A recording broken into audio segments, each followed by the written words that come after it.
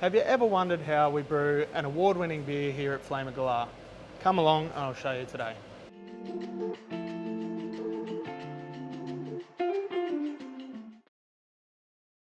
Hello brewers, hello YouTube. Welcome back. Today I'm going to show you how we brew our XPA. A couple of things. Our XPA is a gold medal beer. It's good for our egos. Brewers have got big ones, so it helps. The only thing is that doesn't necessarily show in the tap room. It's more of an industry recognition than how it equates in sales. So our pale ale is our best seller by far. That's only ever won a bronze award, so go figure. Today we're going to show you all the way through. So mash in, the boil, how we send it to the fermenter, how we knock out, Whirlpool. We're going to do the lot and we're going to do it in a series, so it's not too long and we keep your attention. So we'll show you all the way from grain to glass.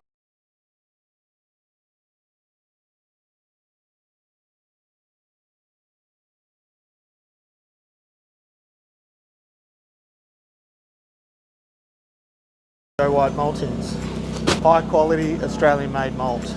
It's all we use here at Flamin Galah Brewing Co.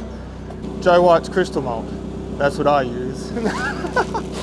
Joe White's wheat malt, that's what we choose. Joe White's caramel malt, that's who we choose. I don't know if this joke's ever going to get old, to be honest with you. Joe White's malt, that's who we choose. I don't. Joe White's malts. That's who we choose.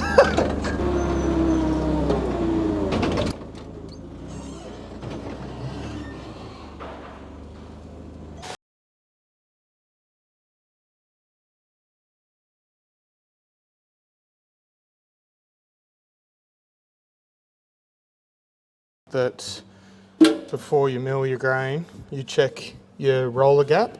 So I've got a feeler gauge that goes in, checks the whole way, and that's at about 2.8 millimeters, which it's a fine line between efficiency out of your mash and getting a stuck mash. So you can wind them right in, basically just make flour and you get a stuck mash. So you need that husk on the grain. That's sweet.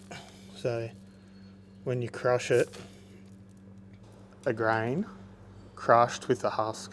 That's very important that you get your mill set, and after every time you mill in, you want to check your settings before and after. All right, you ready? Grain mill on, auger on.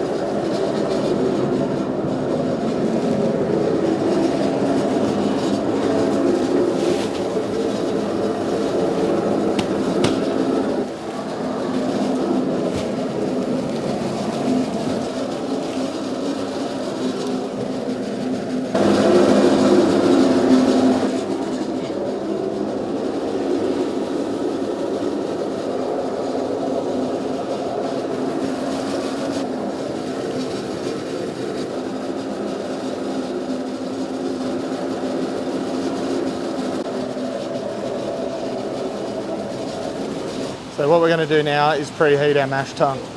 So we're just going to use hot liquor.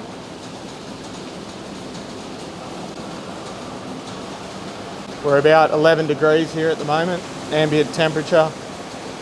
Our mash in temperature is 67. Basically we're going to heat up our steel so there's not as big a shock value when you mash in. So we'll get that mash tun up to about 45 to 50 degrees. That'll do us. 45, and that was sitting at about 8 degrees. You can see what the kettle is at the moment, 9.7. So we brought that up to 50 degrees. Perfect. We'll let that hot liquor drain out, and then we're just going to check our manway,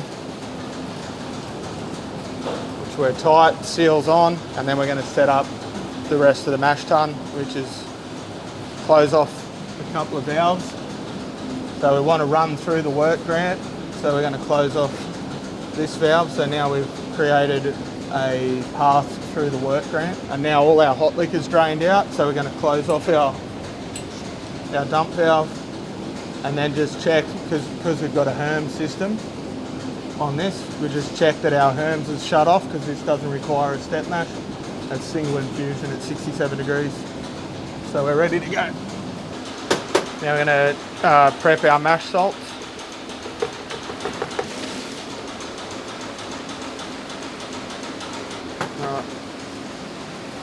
Right, so we're about to mash in, you know we're about to mash in, jumpers off, starting to sweat because we're making craft beer.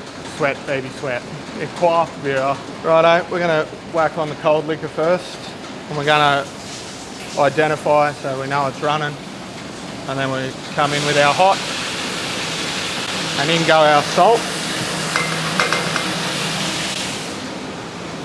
and then on come our rakes. We want to get about 50 to 60 millimeters of hot liquor on top of the false bottom before we introduce any grain. I'm just going to check our grain consistency. See the husk? So that's a good mill. And now we've got plenty of husk there. Just got to get that cold liquor off. Keep the hot on. And now we're mashing in.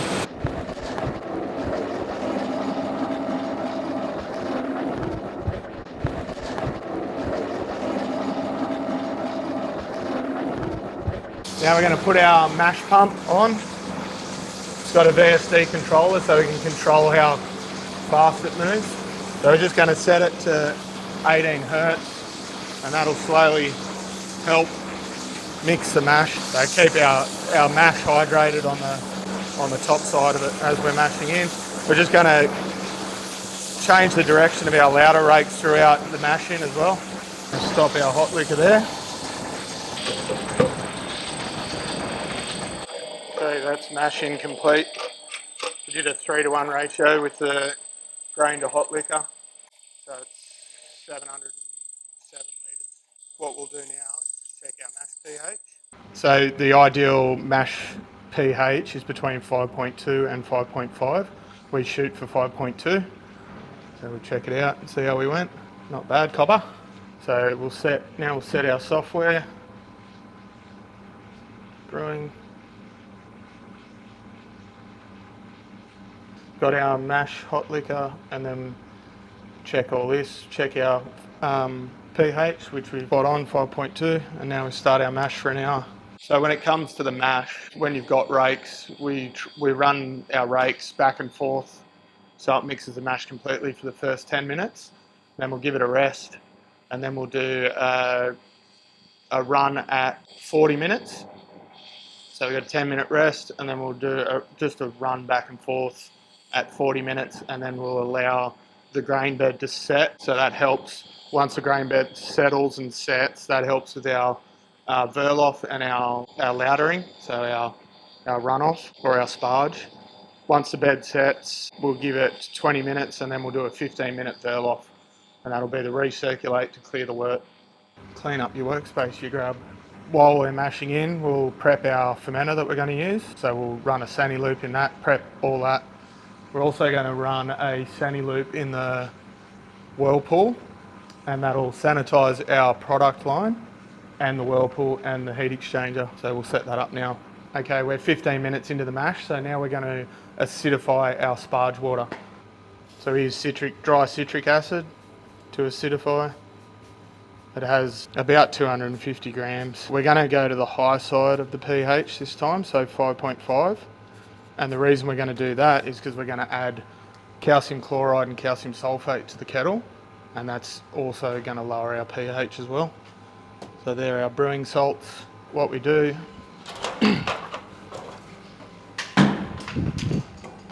just open up our lid on the hot liquor tank, add our salts, then we're just going to mix our hot liquor tank now, and I've put in a valve so you can do that. So it'll just recirculate and mix, and while that recirculates and mixes, we're going to bring it down to our correct temperature to sparge, which is 77. And then we're going to add our cold liquor on the top, because at the moment we're at 88, and that's going to bring it down to 77 degrees. That'll add cold liquor into the top of the hot liquor tank. So this is it. After, we'll check our pH now, it's correct. Now we've added all our cold liquor and we're at temp. So you want to cool that sample.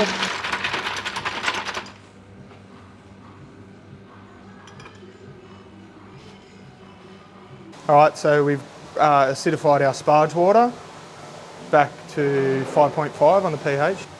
And now we're preparing our no rinse sanitizer, the peracetic acid. So 2%, sit there. So we'll add that to our CIP cart. And we've also got in our Whirlpool, we've got the same 2% peracetic acid, and we're going to do a loop through the heat exchange, and that's going to sanitize mainly the heat exchange and the product line. So we can run that loop now as well. It also sanitizes the Whirlpool, so it's no rinse sanitizer. So what we'll do, once we've cleaned out the heat exchange, we'll just drop it out and no rinse after that. So it's 2% peracetic acid, which is acetic acid, which is basically just vinegar, and it's got hydrogen peroxide as well.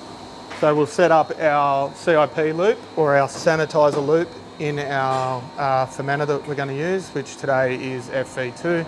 Just before we start that, we're going to start our Vorlauf on the mash. Our mash bed is now set, and we've got 15 minutes to go on our software, our timer, so we're going to start the Vorlauf. So we start the VSD nearly on off, and we're going to hit the pump, and this is a variable speed drive because you don't want to suck your mash bed down to the false bottom, so we're slowly going to introduce the hertz up to 16 hertz. 16.6 is fine, and you'll see it's started the Vorlauf, and we're just going to run that for the 15 minutes. You can see the grain in it at the moment. We're going to go for 15 minutes, and that's going to clear that grain right out and refilter it over the mash bed. So this is the Sani loop in the Whirlpool. We're sanitizing the heat exchange and the product line and the Whirlpool as well. So this is a sanitizer loop, no rinse sanitizer that we're going to loop in the fermenter. It needs to run for at least 10 minutes, but we'll just set it up while we're Vorlaufing so we're not sitting around doing nothing.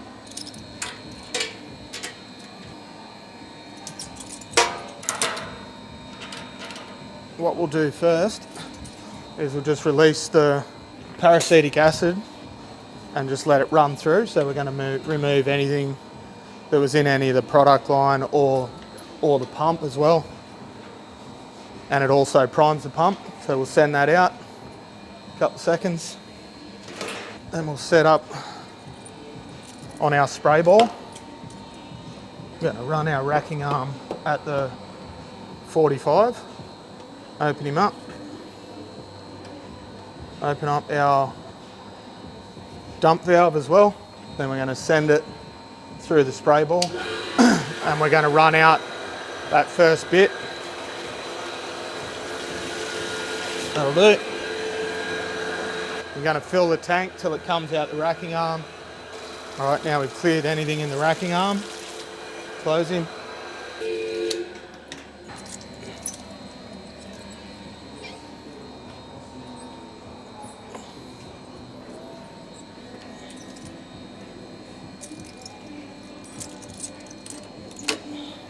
Open him up, open both up, clear any airlocks in the pump so we don't have cavitation in the pump.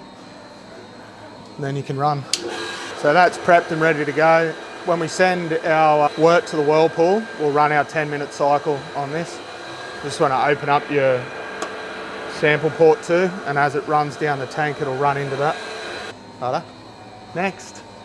So we've still got 8 minutes on our Vorlauf. Instead of sitting around, we'll prepare our other raw materials, which will be the hops and the yeast. If you have a look at the work grant, you can see it's starting to clear up too. And that also controls our Vorlauf, the hertz that I'll set on the pump for the Vorlauf. So you want that work grant full, and that way we know we've got a nice consistent flow of wort. We're not going to create a stuck mash by pulling it through too quick. Let's get our hops. Today we're using Citra, and our yeast is good old Chico strain US05. So the hops are the standout in this brew. 2 additions. One's a bittering addition and it helps with settling the kettle, stops overboil. And then the second's 20 minutes, so it's a bit of an aroma more than bittering. So the IBU of the XPA is 28. Now we can prepare our brewing salts for the kettle, our kettle additions. We are using calcium chloride. Everyone's salt additions will be different. These are ours. Depends on your mineral content of your particular water source. Calcium chloride, and then we've got calcium sulfate. Keeps them dry. If you put them in buckets, salts or minerals, they collect water. That's how all the water, they reckon all the water got on Earth. Gypsum, calcium sulfate. Put our salts up out of the way. Now we'll prep our hops. Whenever you touch any raw material, you want to run it over your nose, especially hops. When they get old, they get like a cheesy aroma and flavour. When they oxidise, sorry. So get our beak in there and give it a good sniff. Beautiful Citra. Our first addition, 350 grams. Bittering addition. Because our raw materials change all the time, because they're from a plant, it's the flower of a plant with the hops, Lupulus. It's a cousin of the marijuana plant. Grows on vines, they grow up. So check it out. Give it a sniff. Whew. Smells good. Because they're an agricultural product, they change from season to season. They also change from crop to crop. Hops can even change flavour and aroma from acre to acre where they grow. So all we can do as brewers is try and hit our targets to keep the most consistent beer we can, consistent product. If I've got a 350 gram addition, it's not 360, it's not 340, it's 350. And it might sound like a bit of a wank, but to be honest, that's all we can really control is our recipe and our process, and it's got to be as consistent as possible so we maintain that same product all the time, because there are variables between crops, even maltsters. The maltsters will give us a chart and a sheet, and it's got the EBC and the proteins and everything, so we can adjust if we have to. So 350 grams on the money, first hop addition. White dog can smell the hops. You smell it, boss? There's a food prep area. Dog, piss off. Outside. Go on. All right, second edition, 20 minutes, 1200 grams.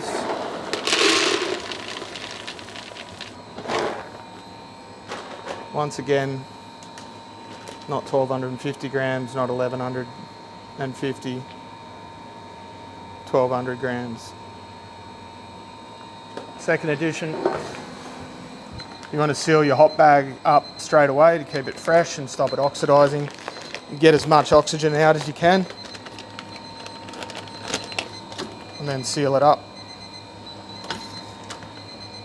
Straight back in the cool room.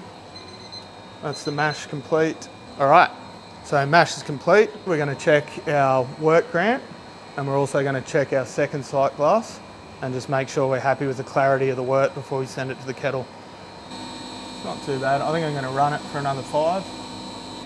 Yeah, so we're still getting husk through on the wort. So we're going to run that for another 5. I'll just set a 5-minute timer and we'll come back and check it. We just ran the Vorlauf for another 5 minutes and we're happy with the clarity of the wort. So next step, we're going to preheat our kettle and then we're going to send the wort to the kettle and we're going to perform a fly sparge.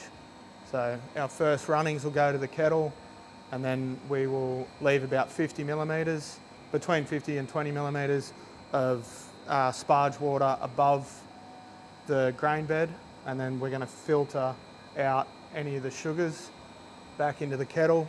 So we'll cut that at our kettle volume, which is 1250 litres, we're going to shoot for, and that'll give us a finished wort of 1200 litres. When I write the recipe and set the efficiency of the mash tun in, the efficiency of the mash tun is about 82%. I set it on the software to 78%, and that way we've got a buffer and we can add hot liquor in to get our desired final gravity. The reason I do that is because I don't like to use dextrose or dry malt extract.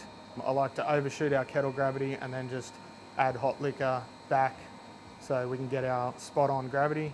Let's preheat this kettle. So we're just running the CIP and we're going to preheat that kettle. You can watch on the PLC as it heats up. We'll let all the hot liquor drain out and then we can shut the butterfly valve. That's brought our kettle temperature up to 70 degrees C, so it's not as big a shock. It's easier to heat up, more efficient.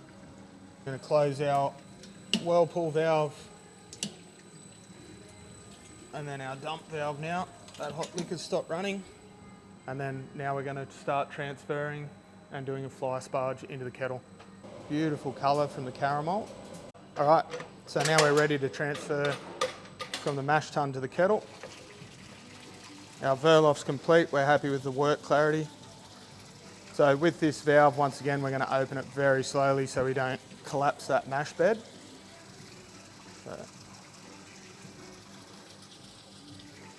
And slowly close our Vorlauf. Now we're sending it to the kettle. Lid's on nice and tight to the kettle. We're going to get about 100 millimetres over the whole kettle. And then we're going to turn the direct fire on. The reason you do that is so you don't get scorching, which creates off flavours and also changes the EBC of the beer, so it'll make it darker. But mainly the flavour is what we don't want. We've got about 100 millimetres of cover of wort across the bottom of the kettle, so I'm going to whack our kettle on. Just going to listen to our kettles, make sure it engages. There she goes. Fit check. So this is what we're going to do next. We want to break down this. We're going to break down our grain slide now. And I'll show you why. You want to clean out all of this grain because it's hydrated grain, so it'll start to build bacteria in it. And you know, when you get in a brewery that doesn't clean out their grain correctly, you can smell that really off smell. It smells like Bigfoot's. It doesn't smell good, so you want to, you know, we've got patrons here drinking. You want to clean out your mash tun really, really well every time.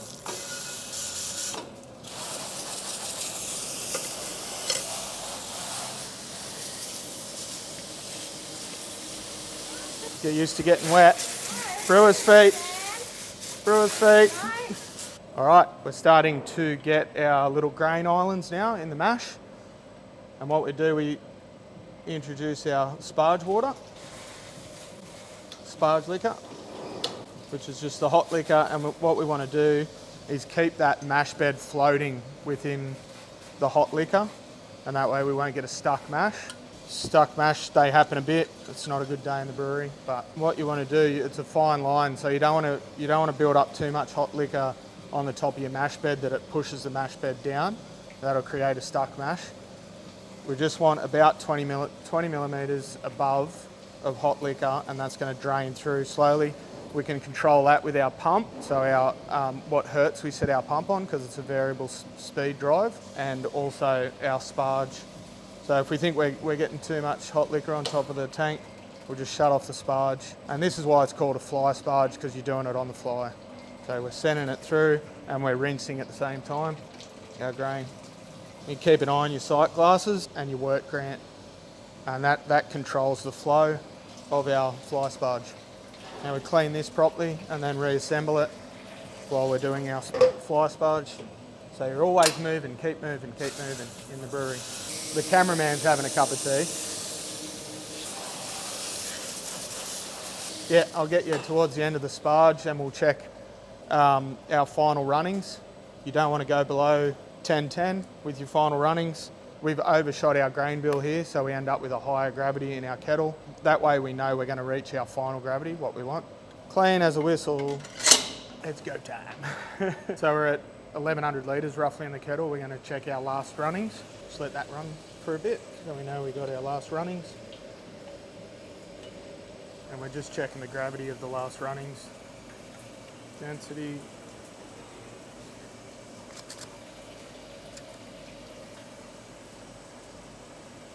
So we're at 1017, 1018. So we got some pretty good efficiency today out of the Mashtun. These are our last runnings at 1018.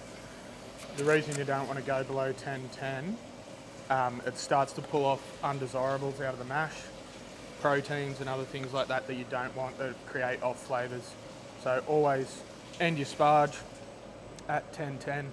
Obviously we got some pretty good efficiency out of the Mashtun today because we're sitting at 1018, which is quite high towards the last runnings. And the other thing you want to do is time your sparge to your kettle so you don't waste hot liquor as well.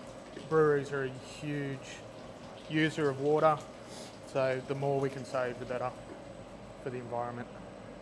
All right, now we're just going to let our kettle volume fill up to 1250, and then we'll start our grain out and clean up of the mash tun. We're going to run our sanitizer out of our heat exchange now in our product line. So I'll just dump the sani out of the Whirlpool. Now we'll redirect from the kettle through the heat exchange. I'm just going to blow out that sanitizer. We're just going to go till we get wort, so we're getting all the sani out of there.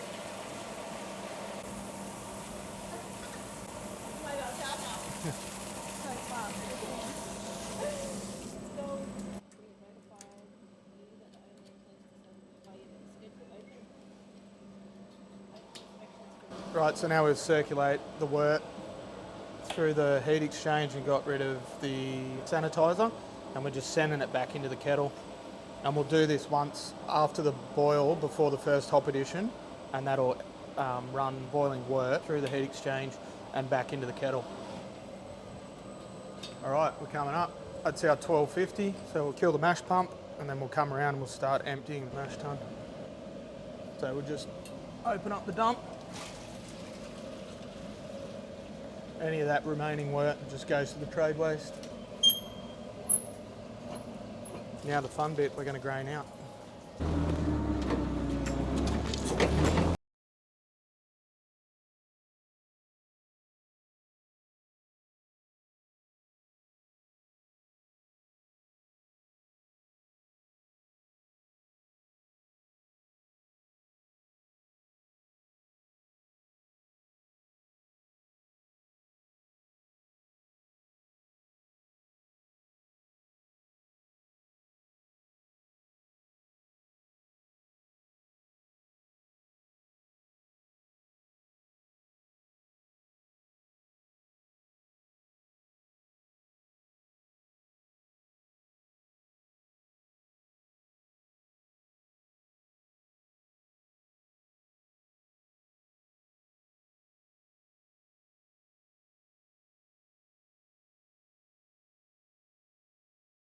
Brewers, we're coming to the boil.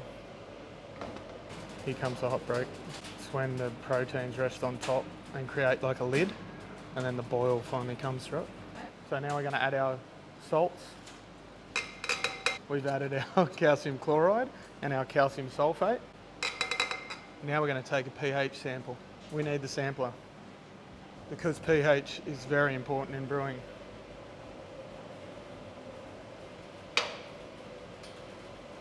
To the brew desk, Batman. Right. It's important that we chill our sample to get an accurate reading. And we're going to use just ice in a bucket of water. And we're shooting for between 5.2 and 5.3. Take a gravity sample as well. 1045.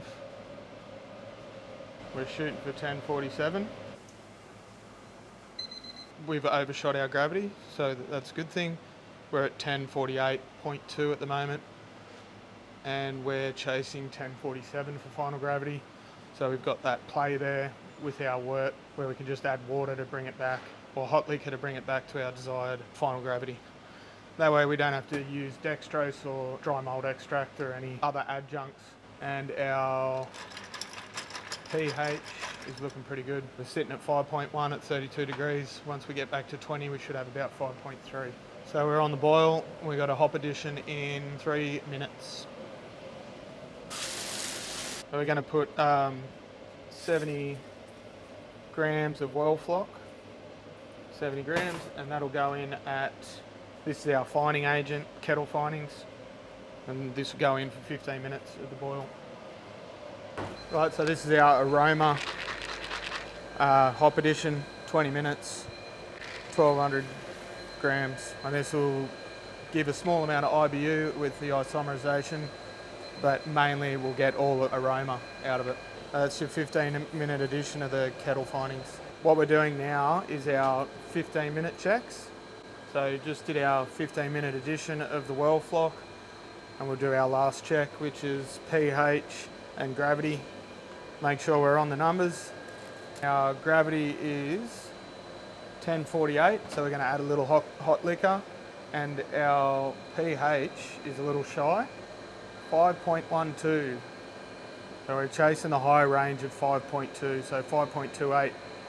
That's what we're looking for. So we're going to add some chalk. It's going to bring our pH up. And our hot liquor to 1300 litres. The pH upper is calcium carbonate, aka chalk. Back up. 5 minutes to go in the boil. Cool the sample again. This is our final checks now. We've got 5.25 on the pH and 1046.8. Happy with that. We'll log all these numbers, but we'll do a final check once she's in the fermenter as well. We've got a minute and 20 seconds on the boil left. Have we got a recommendation for a better YouTube camera? Because this thing's shit. We've got an extension lead plugged into it because the battery lasts, what, an hour and a half for a 5-hour brew day. We're plugged in. That's it, kettle's off. I'm just going to chill the wort down to just below 100 and then send it to the Whirlpool. I've drained all the peracetic acid out of the Whirlpool now. We're going to shut off the dump valve. There's 2 dump valves on it. And then we're just chilling the wort at the moment to about 85 degrees to send to the Whirlpool. Turning our cold liquor pump on, and we're just going to chill that wort down, send it back into the kettle. Because this system was modified slowly along the way, it used to be a 2-vessel system, and then we added the Whirlpool so we can triple brew in one day. We have to run all our cooling before the Whirlpool has to go through the heat exchange. So we're through the heat exchange back into the kettle, and we're just chilling that wort down to 85, and then we'll send it to the Whirlpool for a 15-minute rest, and then we'll knock out.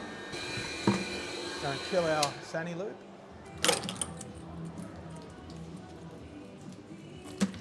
We're going to use that same Sani so we don't waste product. Then we're going to put on our blower farm. Fill up our Sani bucket. This is our airlock. Recapture that Sani too for cleanup.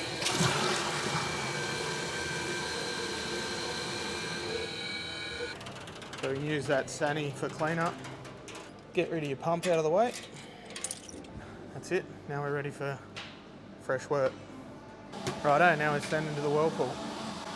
The way a Whirlpool works is it shoots the wort horizontally around the vessel, the Whirlpool vessel. And what that does, that creates a low pressure in the center of the vessel. And then what it'll do, it's dished in the bottom. All the solids will settle in the bottom, in the middle of the Whirlpool, and then we'll pull the wort from the side, and that'll be nice and clear wort ready for the fermenter. You right, mate? That's how Whirlpool works. You can do a lot of things in the Whirlpool, like hop additions. A lot of our beers have Whirlpool hop additions. Once again, it's at 85 degrees, so there's no isomerization, or there's very small amounts of isomerization. So when you add hops in the Whirlpool, you get a lot of aroma. It's called aroma hopping. So late boil, Whirlpool, and in the fermenter. A lot of our beers are hopped like that way. We're going to rest it for 15 minutes and allow everything to precipitate out to the bottom of the Whirlpool. Then we're going to knock out. So we're going to send the fresh wort, clear wort to the fermenter, and then we're going to dump the bottom of the Whirlpool, and you'll see the trub that's come off it. So we're just coming to the end of the transfer from the kettle to the Whirlpool. That's it there. Now we'll dump the trub out of the kettle. We've set a 15-minute timer. Now we'll clean our kettle.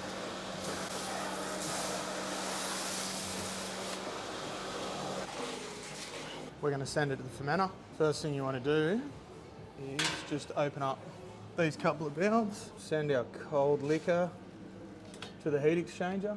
What we want to do, we want to send this first bit of wort to the drain. We want to clear it out.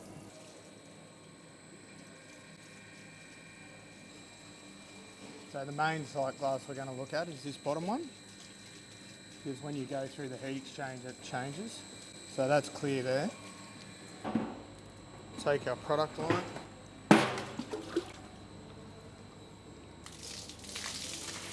bit of paracetic acid,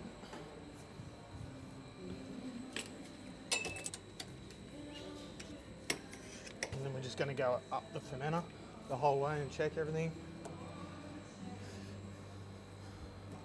You want to leave our CIP valve open because we're putting into the fermenter, so we need to relieve the pressure. Open up our valves, just confirm we got cold liquor going in. Yeah, you can feel it. We can send it. And this has got a VSD on it as well, so it's variable speed drive. So you're going to bring those hertz up now, and you'll hear the pump right up. You send it in at 50 hertz. You see that wort starting to clear up. We want to keep that light away now. So we keep that covered up. Just come over to the fermenter and check everything's right. No leaks. Make sure your racking arms are down in 45. That's it. Takes about 20-25 minutes to knock out depending on the temperature. And with our cold liquor that we send in, so your heat exchange is made up of two parts. You've got your cold water and then you've got your cold liquor on the other side. We recapture our cold water going in through a series of pipes. So that comes out at about 70 degrees. It goes in at about 10 at the moment because it's winter, and she comes out at about 70 degrees. You follow the line along, up and into the hot liquor tank. So we're recapturing that water that we use, and then that'll be turned into hot liquor. All right, while we're knocking out, always keep an eye on your fermenter it's going into. So FV2, we know that, so we'll come across to the PLC and we'll check the temp. We're at 21 at the moment, and that's because the wort is not yet at the sensor, the PT100 sensor. Yeah, so it roughly takes 20 minutes to knock out. With US 05 or WLP 001, they're Chico ale strains. They require a bit of an oxygenation of the wort, so we'll bump that up to 10 parts per million. After the boil, you sit around between 6 and 7 parts per million. We're going to bump that up to 10 parts per million, just to kick off the fermentation. All right, that's it guys for part one of this video. We can't make it too long. If you stick in, hang in and watch the whole video, well done. Let us know if you want a breakdown of each individual step. Like and subscribe if you want, and we'll see you in part two. Hooroo. White dog.